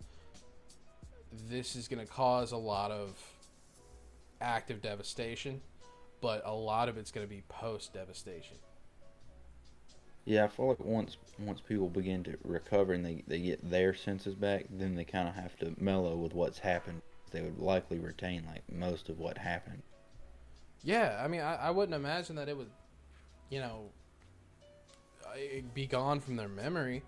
In fact, I feel like there would have to be a rehabilitation phase, because you're literally changing not only the way your brain works, but how your brain is wired. And I don't think that we're apt to go through that and come back the same way. Well, so speaking on that, do you think there would be like changes in your actual like physiology or whatever afterwards? Kind of like, I guess kind of like an immunity in a sense. Like, how do you think your body would change as a result, even after the fact? I don't think you'd come back 100%. Because, like, the only... And you could stop me if you want, Mr. Big Degree Man. Hold on. Next week, global chaos, no law, world... Okay. So, how do you feel about the apocalypse scenario at the end of the month being anarchy?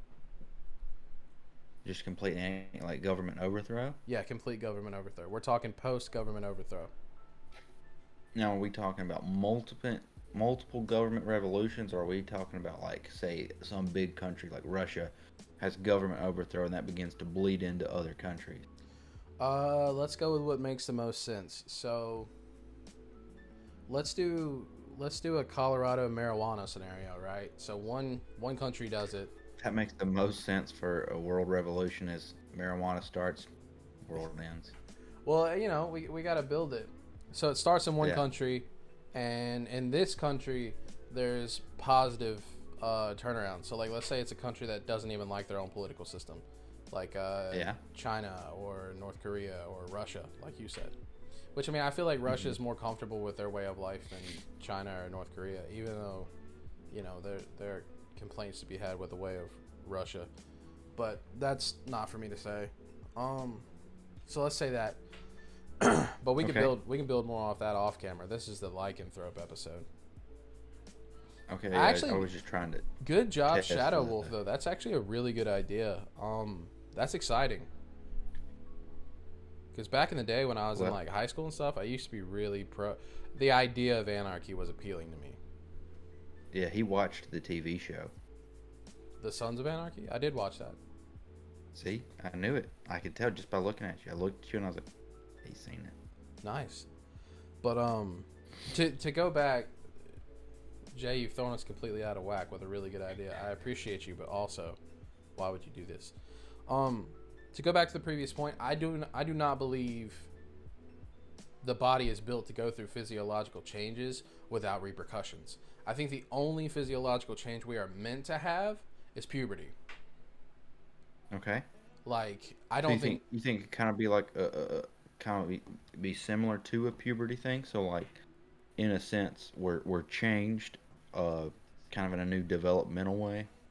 Yeah, but the thing is, we're not wired to. So, like, I don't think it's, you know, you're a child, teenager, adult, were creature, back to human. I think. Okay, here's the way to explain it. Here's why I say the only physiological change we're built to have is puberty. As you get older, you do not develop into a new form. You begin to degrade. So, like, the elderly are not elevated. They're the opposite. They begin to shrink back down, like your bones literally begin to wear away, and you will lose almost a foot of your height if you live long enough. Yeah, we are not built to change past our original form. So I think once we are forced to change past our original form, and your body's trying to change back, because your body does, we're built to fight things that don't make sense. Like these piercings, my body didn't accept these piercings. For like years, it tried to reject the piercings. I had to like... As it should. No offense. I had to cater to certain aspects and certain healing cycles to make this piercing stick. Well, your body... You had to eat spaghetti through those piercings for years. I did. It was awful. Spaghetti. So what I'm saying is, like, your body's going to try to fight it off, but there's no way you're going back to normal. Like, there's going to be, like, bone... It's just going to be different, man. I don't know the capacity of difference, but I know you're not going to go back to the same person. Your brain might. But then again, that's a whole other conversation, because the brain is not supposed to shrink and then rapidly grow back. I feel like that's going to do something devastating. Well, let's move to pseudogenetics then. Do you think the next generation would have a similar experience, like a similar change? Do you think the next generation DNA would reflect what had happened in that generation? I don't. Okay. Because then you go back just basically normal? In that well, no. I think once it gets into your brain, like once it's a part of your like genetic code, I think that like by the nature of science, it has to have effects down the line. It may not be apparent, like it might be something extremely subtle, but I feel like it has to play a part because it's become a part of your genetic code. Do you think it would make them more resilient to some event like that in the future? Or do you think it would make them less resilient? I think more. Okay. Because, I was thinking with their brain, it could be that now their brain's more similar to those animals, or they're more similar to like an animalistic nature. So it could be that they're more susceptible because they do already share some of those features. Maybe. But it could be that, it could be the exact opposite, like you were saying, just like a disease, it builds up an immunity. Well, I mean, that's only because of how I look at the evolutionary chain, right? Because where we would be in the 2 weeks of transformation would be like 2 or 3 steps back in the evolutionary change, where we're quadrupeds. Or forward. Well, yeah, that's what I'm saying. the way I'm looking at it is if we move back to more animalistic tendencies, we're technically not growing on the evolutionary scale. We're evolving on the evolutionary scale. Okay. But, I mean, science doesn't have to be linear, right? Like, it can move forward or backwards. There's no law saying that it has to move forward. Yeah. So, I don't know. That's a really good question to raise.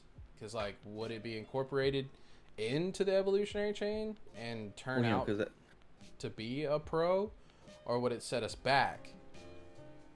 Well, that's the thing is, this is an apocalypse episode, so it could be that the 2 weeks isn't the actual apocalypse. It could be that those changes lead us to eventually devolve back into animals or something like that, which would be an apocalypse. Yo.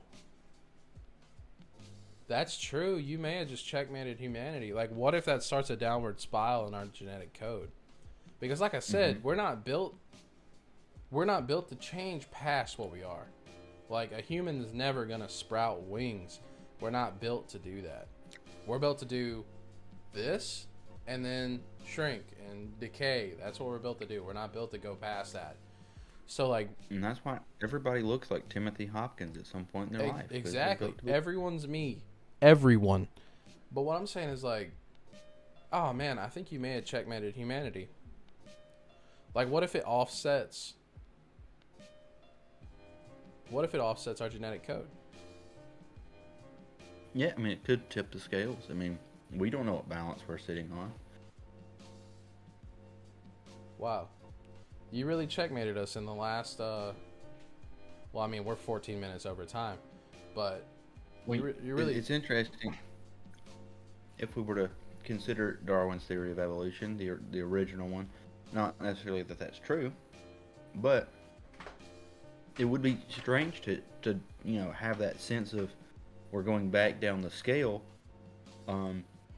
Whenever you do choose to have children or whatever, you're like, well, there's a chance, whatever we have won't actually be human.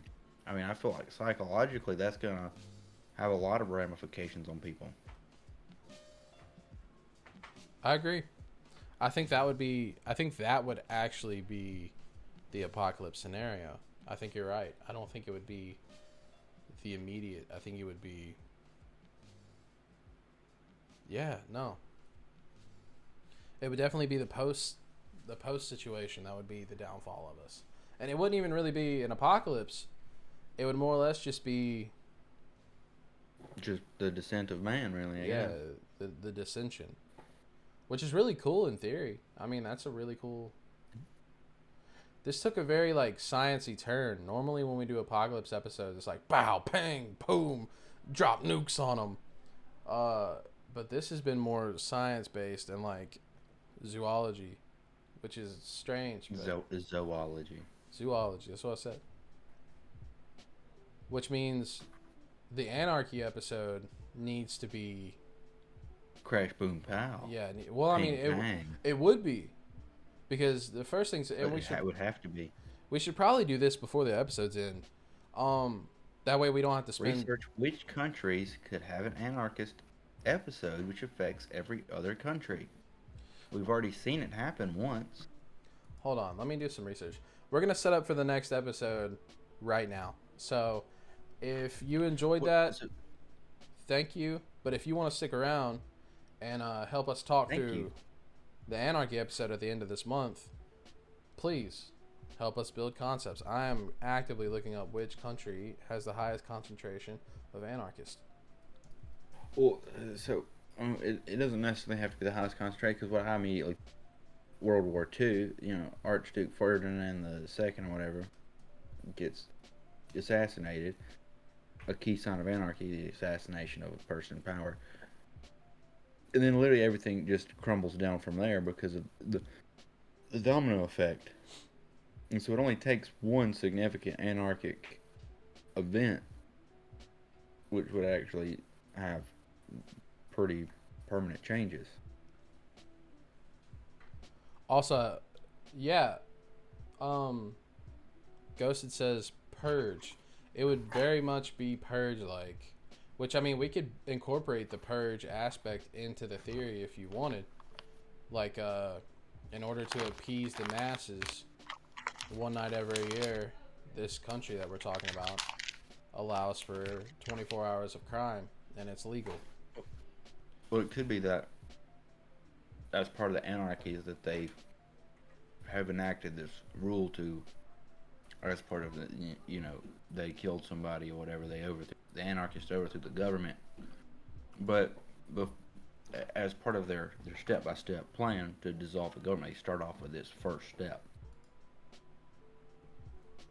Or it could just be the first days of anarchy when they throw over the government. Of course, it is kind of like a purge. First day government's overthrown, you can kind of do whatever you want while the new government's set up anyways.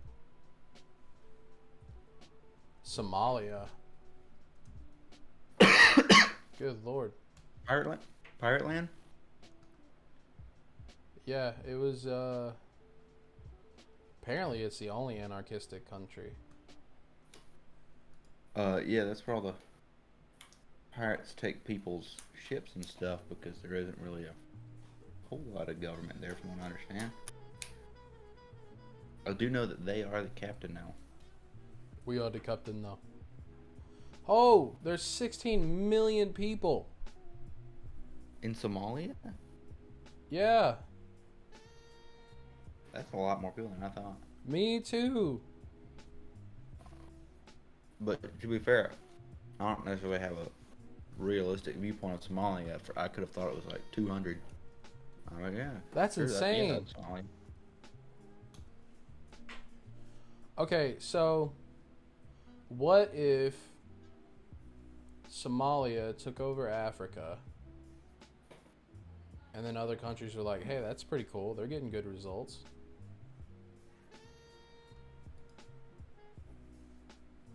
And America and a few other countries were on their last foot. So they started doing purge stuff. And then purge turned into anarchy. It's like a never-ending purge. Okay. We can work with that.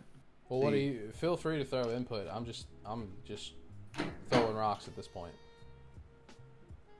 I'm trying to see exactly. I feel like it has to start with one country and then kind of spread. I don't think it would be as cool if like it was more of a political thing. Like it's like, oh, this is working for them, so it's gonna work for. I think it'd be a little bit cooler if like it starts in one place, and then like everybody knows that your country could be next, but we don't necessarily know that our country is next. So I mean, Somalia. Do we want to start with Somalia? Because it's like. Sure. That's a fine starting point. They seem to have it's in the central, anarchy embedded in them. It's in the Central East area of Africa. I mean, Kyrgyzstan? Yeah, I mean it's just south of Ethiopia. The Republic of Congo is not too far away. The Democratic Republic of the Congo. Yeah, I mean, okay, so let's say, I mean, we need to fast forward it because we don't want to go through that whole hypothetical. But basically, Africa fell to anarchism. Other countries became obsessed with anarchism. So, boom, pow, a lot of the world's anarchistic. And then United States. How does the United States survive governmental overthrow? How does the power of the Democratic Republic handle full anarchy? Yeah, and it could turn into like a cult mind, but it needs to stay anarchy, so there can't be like a hive mentality where there's a leader and stuff. It's just a group that turns into a big thing. Yeah, it's all informal. There can be no formal government. So we need to talk about the aspects. So is this the government of America surviving anarchy, or is this America surviving post-governmental overthrow? I feel like this is more so like, kind of like modern civilization surviving as a whole, because under anarchy, it's harder to have like full businesses and things like that, because somebody could come and destroy your business and there's nothing they could do about it, because that's part of anarchy. Yeah, you're your own police, which northern states would have a hard time because only the police and stuff are like allowed to open carry and this, that, and the next. See, we're in the South, so like 90%. Everybody already has 6 shotguns. Yeah, everybody's strapped up. Which makes us incredibly volatile.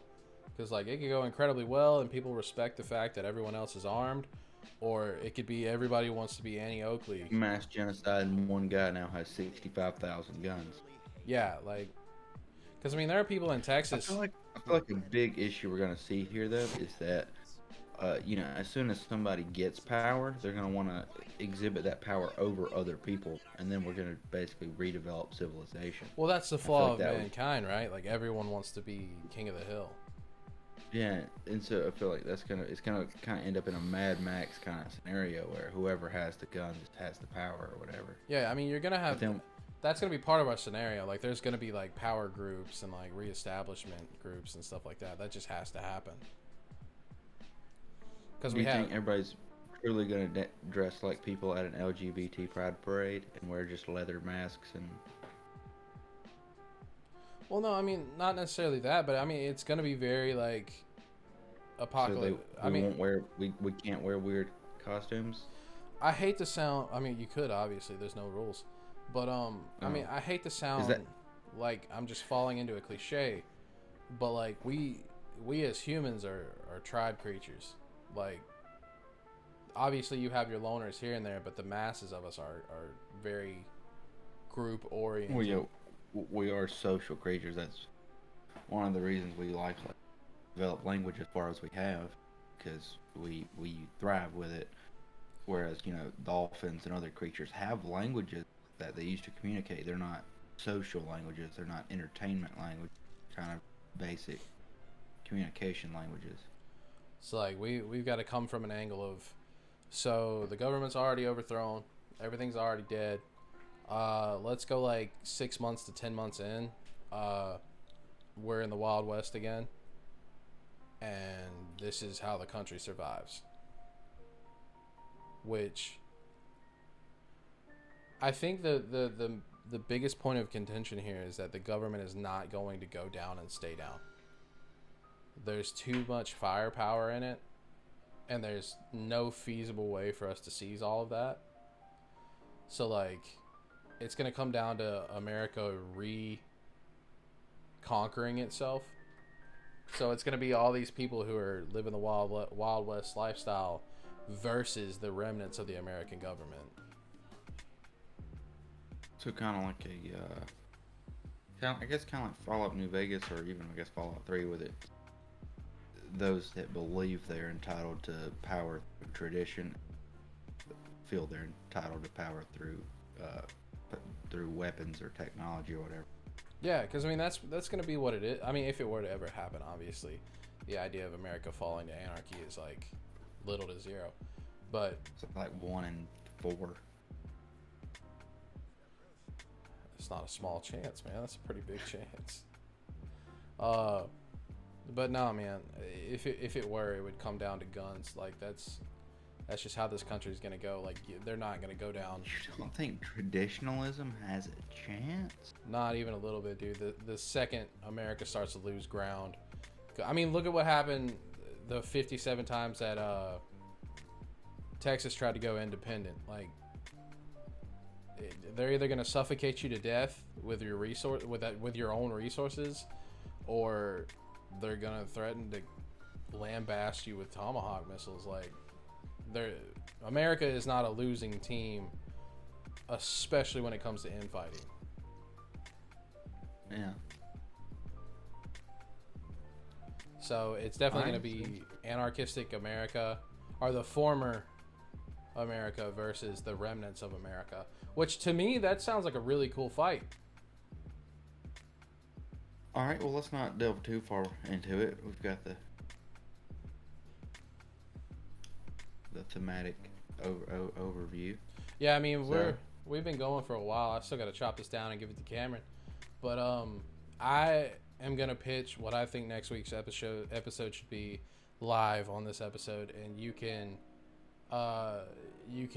pitch something else, or you can agree with me right away. And then either next week we talk about that, or it's just like it never happened. Yeah. Or we never bring it up again. I edit this out, and we just don't. No, we leave it in. You're like, next week we're going to talk about this, and then the next week that never happens, and we never bring it up. That's fair. So I want to pitch this. I know we're late to the game. We're very late to the party, and that's fine. But there was another podcast that I frequent who made an episode of it about 2 weeks ago, which gives me enough incentive to want to do it myself. I think we need a Chris Chan episode. Okay. I'm the one that told you who Chris Chan even was. That's true. I feel like it came across as more of like a brag, but I don't think you should brag about, oh yeah, I know who Chris Chan is. Boom. Humble brag. That's a power move. Yeah. I'm aware of Chris Chan. So what do you think? Are you for it? Do you think the meme's too dead? Where are you at? I think we could kind of give our back end taste, you know. Everybody seems to have already. Yeah, I mean, everybody's given their take on it already, but we haven't publicly given our takes. And then if we want, we could have a backup topic, which we were talking about before this episode, if you want. Should we announce it? Well, no, let's just take it one topic at a time. I don't want to throw too. Well, I'm talking about if we run out and there's nothing left to talk about, we could fall back on. Have we ever ran out of things to talk about? That's true, because once we start to spin wheels, we'll just dig into it a little bit. It's like, oh well. And we also there's a lot to unpack there, because it's not just the surface level of what's going on in that man's life. There's a lot of history. There's a lot of psychosis and psychology, and there's a whole lot of sociology, how the public interacted with him. Yeah. And so I'm currently rewatching the documentary. I'm on like episode 31. Sounds like you're currently just binging it, like you're tearing through it like a roast beef sandwich. It's so fascinating to me, man. I watch it while I work, and I just kind of dig into it. There's so many key points. There are so many key points in that man's life where things happen, and like my brain just immediately tells me. There's so many times where you're like, you know, he's had enough. We'll call it quits here, and then life continues to go on. But let's not delve too much into it. Yeah. Let's save it for the time when everybody wants to hear it. But yeah, so let's wrap it up. Let's cut it, paste it, and finalize it, and then send it his way. I gotta make that video announcement for that other thing after this, but I will probably chop this up and send it to Cameron tomorrow before work. But thanks for sticking around. I hope you've enjoyed this episode. Yeah, if you stuck around, then well, just know that I care about you and that you care about us, and well, that means we care about each other. And that's all it takes to be good friends. I've been one of your hosts, Tim Time. And I've been your other host, Blimbar. That's not what it says over there. You gotta say what it says over there, bud. Blimbar Caldora. That's me. And you've just been spoiled on Spoiled for Choice. We hope to see you next week. We've got some interesting stuff coming up on the channel. You can find us on Twitch, YouTube. You can find us on our Facebook, our individual stuff. You can find us at our personal addresses. Yeah, you can find our addresses on Google. Come hang out. I'll make you a peanut butter sandwich with honey. It's all good. But until then... I'll make you a jelly sandwich with lettuce. With lettuce? That's disgusting. It was good talking to you guys. See you next time. See ya. Alright. We are clear. Let me stop this recording.